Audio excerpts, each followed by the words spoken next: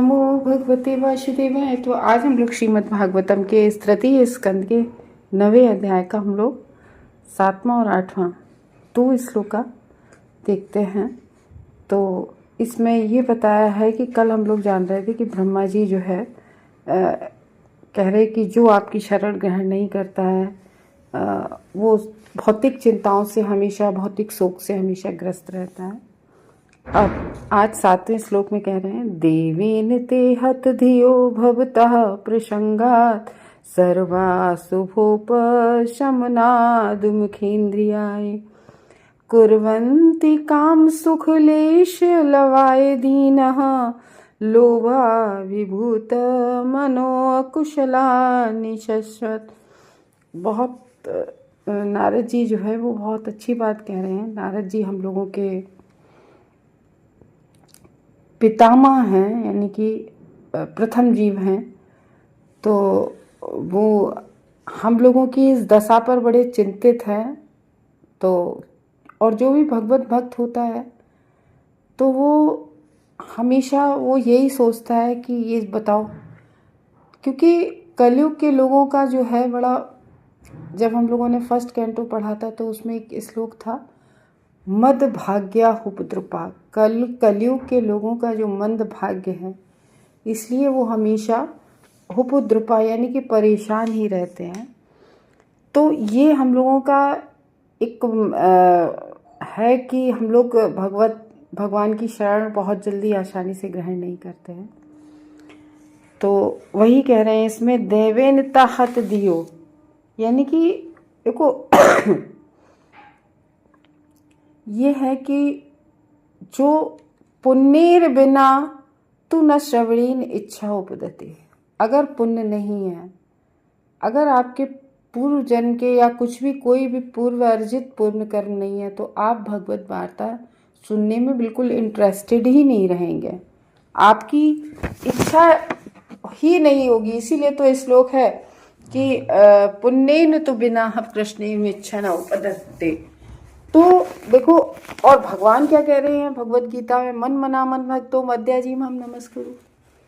लेकिन हम जीव तो वही इस श्लोक में बता रहे हैं, कह रहे हैं कि हे प्रभु, वे व्यक्ति जो आपके दिव्यकार कल्पों के विषय में सर्व मंगलकारी कीर्तन तत्व श्रवण करने से वंचित है।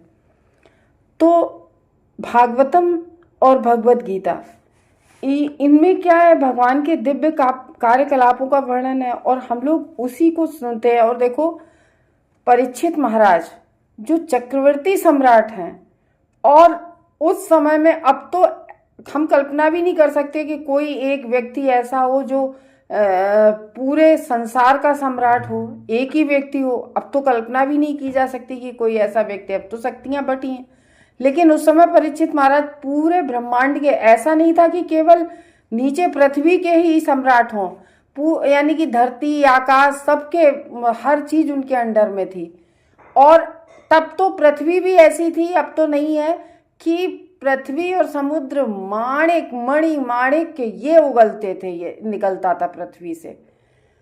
तो उस समय के राजा, और वो श्रील सुखदेव गोस्वामी से कह रहे हैं कि आज तक तो मैं जल रहा था।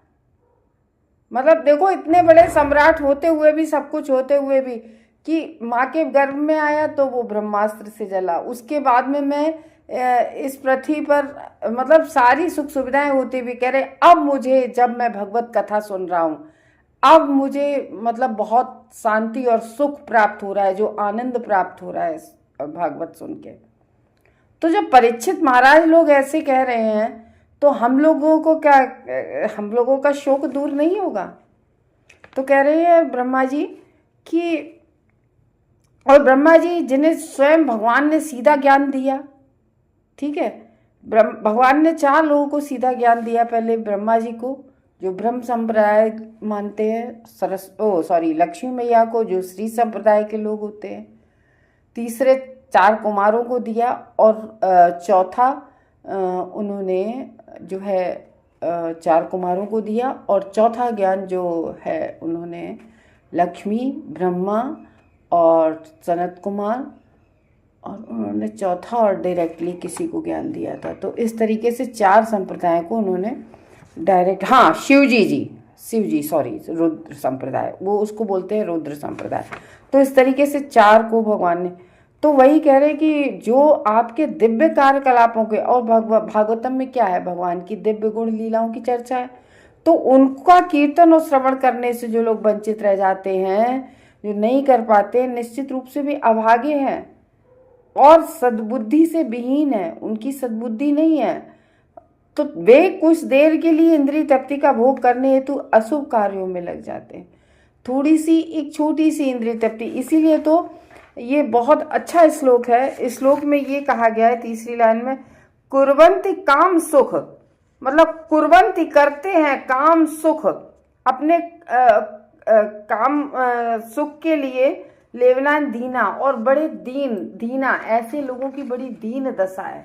कैसे कि पूरे दिन हम लोग भौतिक जगत की बातों में, भौतिक जगत के, लेकिन ये तो हम लोग शुरू से जानते आ रहे हैं।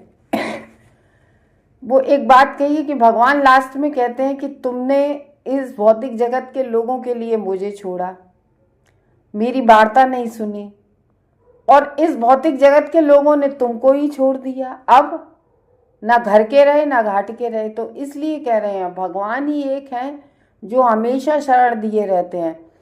भगवान अपने भक्तों के लिए अकिंचन होते हैं, मतलब भक्तों के लिए भगवान तुरंत दौड़ पड़ते हैं। लेकिन हम लोग क्या है कि हम लोग कैसे हैं, अभागे वे लोग हैं जो सद्बुद्धि से विहीन है, कुछ देर की इंद्रिय तृप्ति का भोग करने तो अशुभ कार्यों में लग जाते हैं। हम भगवत वार्ता नहीं सुनते हैं, हम लोग क्या, चलो इच्छा हो रही है होटल पे चल के खाना खाएं, चलो मूवी देख के आते हैं, मतलब थोड़ी सी अपने इंद्रिय तृप्ति के लिए, अपने सेल्फ सेटिस्फैक्शन के लिए। फिर उसके बाद में 3 घंटे बाद हमारी दशा क्या हो जाती है, वही दीन दशा। तो वही कह रहे हैं कि इसमें अगला प्रश्न ये है कि लोग श्री भगवान की महिमा तथा लीलाओं का श्रवण तथा कीर्तन करने जैसे शुभ कार्यों के विरुद्ध क्यों है। भगवान की बातें बताने लोगों, कुछ लोग तो ऐसे हैं जैसे विजय, ऐसे समझ लो कि अगर भगवत भक्ति में थोड़ा सा आप नहीं भी हैं, थोड़ा सा आप इमेजिन करके देखिए, भगवत भक्ति में हैं आपके कितने रिश्तेदार हैं जो कहेंगे कि चलो हम लोग सत्संग करते हैं। इधर उधर की वार्ताएं करने के लिए बहुत सारे रिश्तेदार आपके पास आ जाएंगे और वार्ता करने लगेंगे, लेकिन अपने मुख से कौन कहेगा कि भाई आप भागवत पढ़ते हैं, आप भगवत गीता पढ़ते हैं, उससे संबंधित कुछ वार्ता करें। कितने रिश्तेदार हैं जो कहेंगे कि कोई नहीं कहता।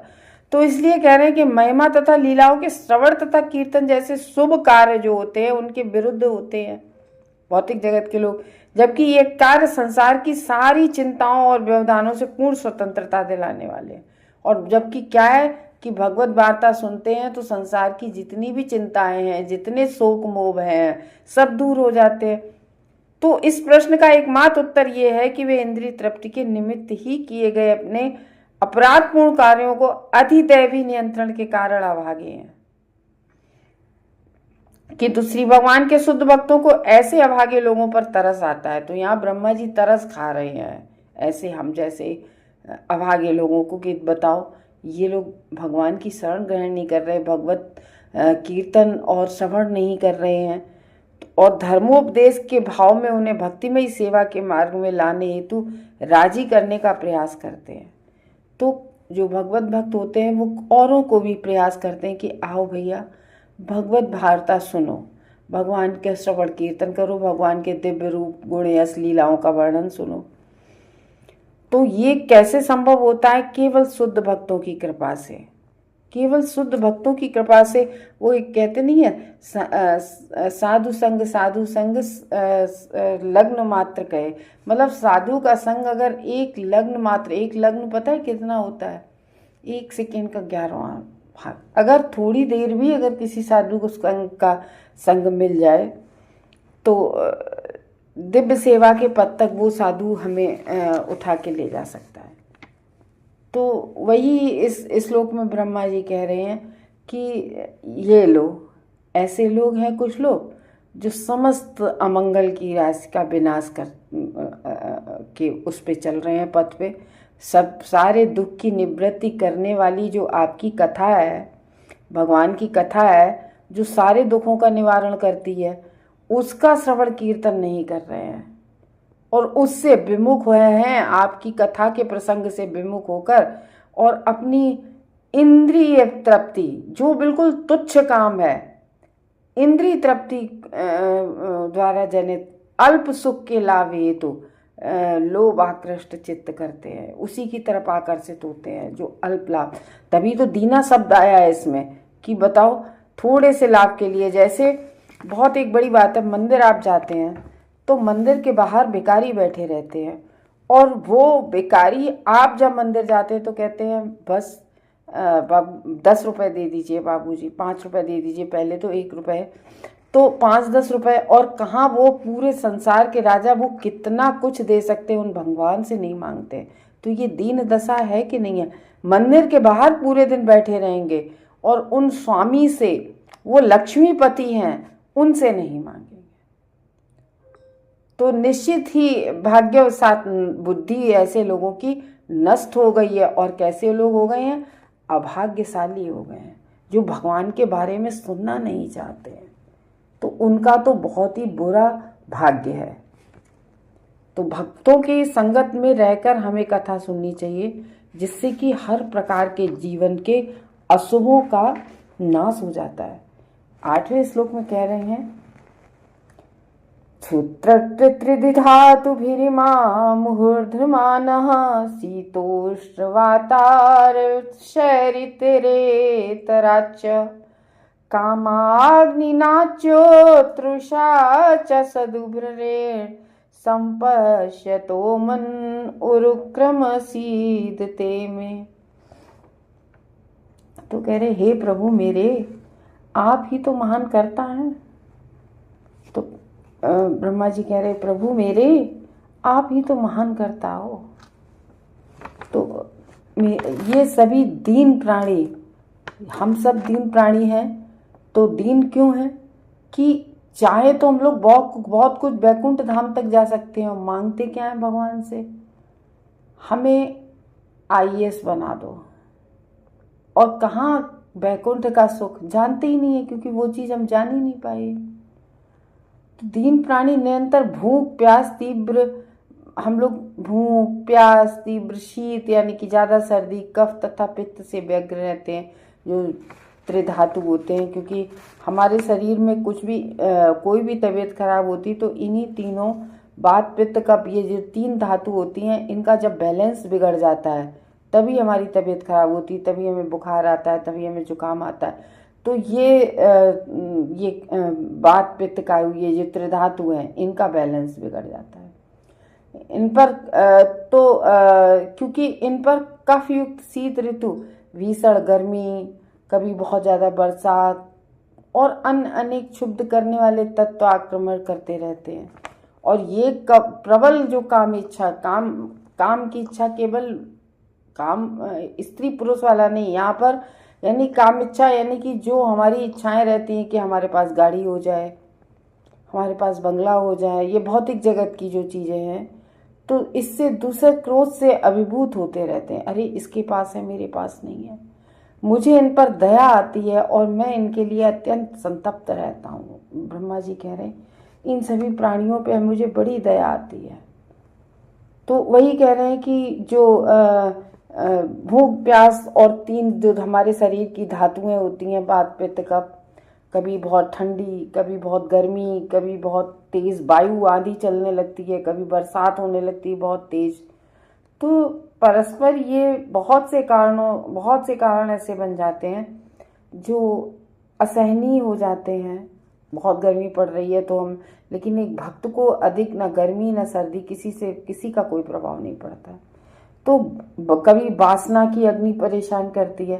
तो अविच्छिन्न क्रोध द्वारा निरंतर पीड़ित इस लोक स्थल प्रज्ञा की, यानी कि जब ये चीज़ें पूरी नहीं होती हैं, इंद्रिय तृप्ति नहीं होती है, हम जो चाहते हैं वो नहीं मिलता है, तो जब नहीं मिलता है तो हमें बहुत क्रोध आता है।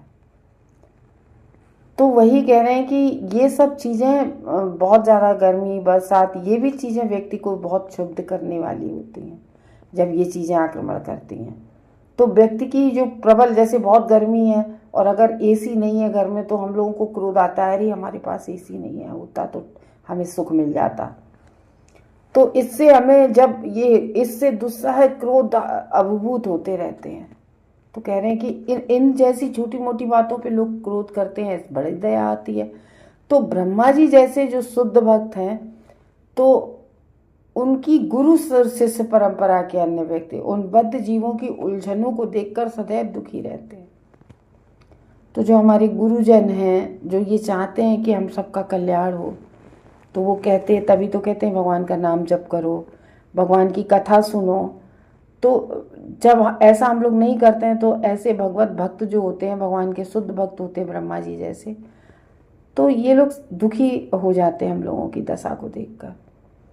जो शरीर तथा मन से जुड़ी भौतिक प्रकृति तथा अन्य ऐसी अनेक भौतिक कुदशाओं से संबंधित 3 प्रकार के जो ताप होते हैं, दैहिक, दैविक, भौतिक, ये इनसे हम लोग पीड़ित होते रहते हैं। तो ऐसी जो कठिनाइयां हमको मिलती रहती हैं, तो मुक्ति पाने के पर्याप्त उपाय जानने के पीड़ित व्यक्ति कभी कभी अपने आप को लोगों को नेता बताते हैं। तो और अभागे अनुयायी ऐसी तथाकथित नेतागिरी से और भी हानि उठा लेते हैं। यानी कि ये समझ रहे हैं आप, ये ऐसे कौन नेता लोग बताते हैं, जैसे कुछ लोग सिद्धियां थोड़ी बहुत प्राप्त कर लेते हैं, वो ये कहते हैं कि मैं तुम्हें इस परेशानी से मुक्ति दिला दूंगा, और जबकि खुद भी परेशान रहते हैं, खुद भी अपना अगर बीमार पड़ जाते हैं तो डॉक्टरों के पास जाते हैं, नाम नहीं लेंगे, लेकिन आप समझ रहे होंगे कि तब खुद को अगर दिक्कत होती है तो डॉक्टरों के पास जाते हो, वैसे नेता बने घूम रहे हैं। तो यह तो अंधे द्वारा दूसरे अंधे का मार्गदर्शन करते हुए गड्ढे में गिरा देने के समान है कि एक अंधा दूसरे अंधे से कह रही है मेरी छड़ी पकड़ लो, मैं तुम्हें ले चलूंगा।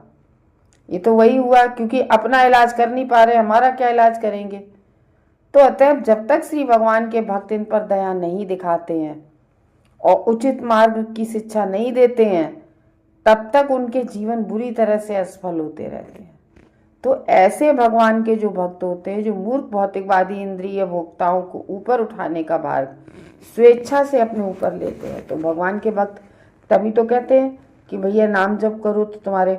लेकिन जो मूर्ख लोग होते हैं वो कैसे में फंस जाते हैं, आ जाओ हम तुम्हें ऐसी विधि बता देंगे कि तुम्हें सारी परेशानियां, लेकिन एक्चुअली में ऐसी परेशानियां कभी अलग हो नहीं पाती हैं।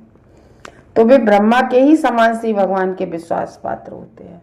लेकिन जो भगवान के भक्त होते हैं, भगवान के शुद्ध भक्त होते हैं, और आपको भगवान से बहुत एक ये आप देखिए कि कितने लोग ऐसे हैं जिनके बहुत सारे फॉलोवर्स हो गए हैं, इसमें गुरु बन गए हैं। क्या किसी ने भगवान से मिलवाया? उनके मान लो 1000 या 10,000 फॉलोवर हैं या 60,000 फॉलोवर हैं, एक भी व्यक्ति को भगवान से नहीं मिलवाया। क्यों नहीं मिलवाया? क्योंकि वो भगवान के दिव्य गुण रूप की चर्चा करते ही नहीं है, वो अपने गुणों की चर्चा करते हैं, मैंने ये किया, मैंने ये किया। उस चीज से उनके फॉलोअर्स होते रहते हैं। तो वो जब स्वयं ही भगवान से नहीं मिल पाए हैं तो वो आपको क्या मिलवाएंगे, आपका क्या कल्याण करेंगे?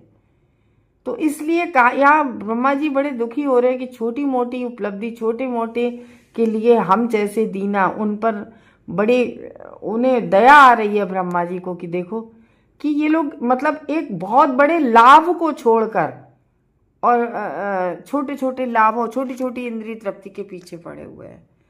तो ये हरे कृष्णा भक्तों।